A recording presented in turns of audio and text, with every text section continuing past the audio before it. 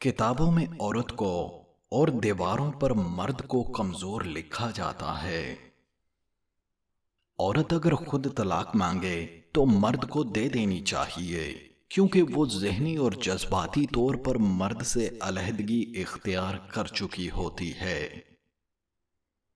عورت کے بدن کا ایک ایک حصہ سراپے آگ سے بنا ہوتا ہے، لیکن اس کی خاصیت یہ ہے کہ یہ اپنے پاس آنے والے کو جلاتی نہیں بلکہ بجھا کر رکھ دیتی ہے۔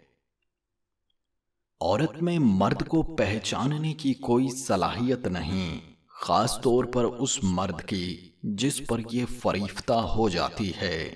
اسے راضی رکھنے کے لیے ہر تباہ کن عمل سے گزر جاتی ہے، اس کے واضح جھوٹ کو بھی سچ سمجھتی ہے، اس کے جھوٹ کا بھی دفاع کرتی ہے، اس کو سچا ثابت کرنے کے لیے اس کا ساتھ دیتی ہے، اسے اپنے سارے راز دیتی ہے تاکہ وہ خود مضبوط رہے اور مجھے کمزور کر کے مجھ پہ قابو رکھے۔ یہ فریفتگی کی انتہا ہے کہ اس کے ہر ستم کو بھی سہتی ہے اور بس اتنا چاہتی ہے کہ مجھے چھوڑ کر نہ چلا جائے۔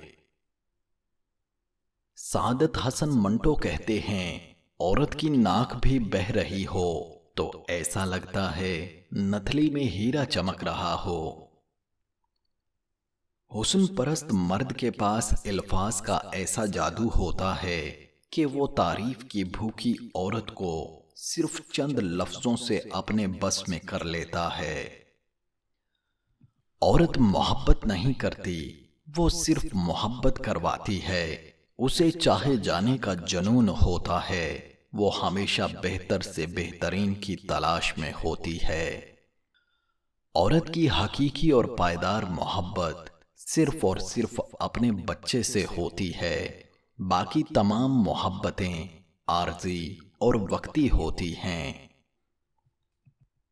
ہم بستری کے فوراً بعد پانی پینا، دما، جبکہ جسم ٹھنڈا ہونے سے پہلے غسل کرنا اعصابی کمزوری اور جوڑوں کے درد کی بہت بڑی وجہ بن جاتا ہے۔